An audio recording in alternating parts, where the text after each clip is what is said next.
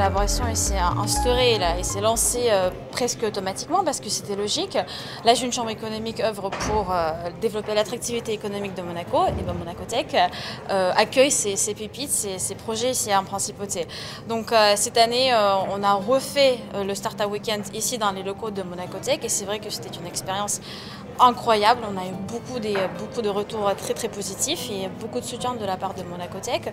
Maintenant, on vient de terminer les délibérations pour le concours de création d'entreprise et en mois de décembre, en amont des trophées de l'entrepreneuriat, nous allons faire Get in the Ring. C'est un événement en levée de fonds avec beaucoup de mentoring. Où il y a beaucoup de mentors qui viennent de l'étranger et aussi de Monaco qui vont travailler avec des startups, avec des entreprises qui vont préparer leur pitch. Je remercie énormément Monacotech de nous accueillir à chaque fois qu'on fait un événement. On a commencé au tout début, dès leur ouverture.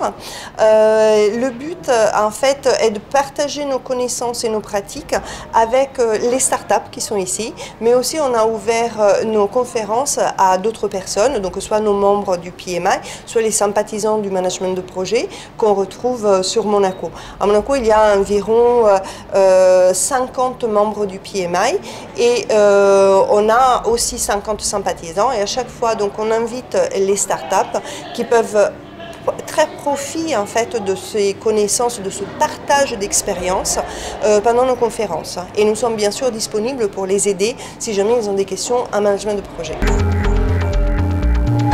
Grant Thornton a toujours souhaité de toute façon accompagner les jeunes entreprises, les entreprises innovantes.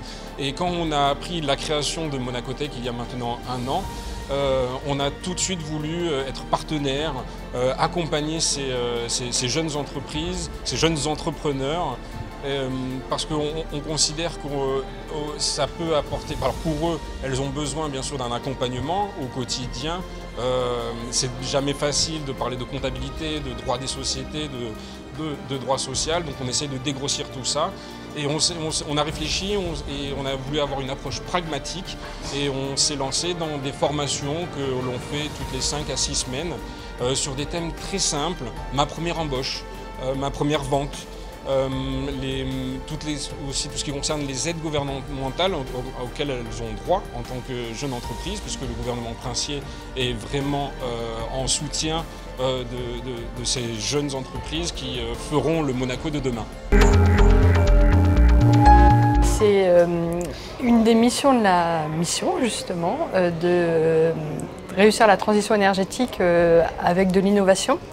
Et donc toutes ces startups, il y en a 3 dans le domaine de l'énergie actuellement à Monacotech, nous apportent des idées nouvelles, de nouvelles façons de faire et des innovations technologiques qui sont un espèce de moteur, un catalyseur pour accélérer le process en principauté.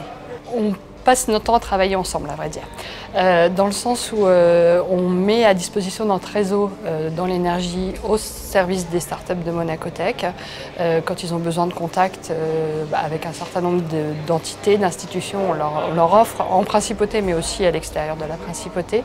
Nous on travaille, on a passé un contrat, on a eu une mission qui a été exécutée par une des startups de Monacotech, on travaille directement avec eux, on avait besoin de ce savoir-faire, ils nous l'ont apporté.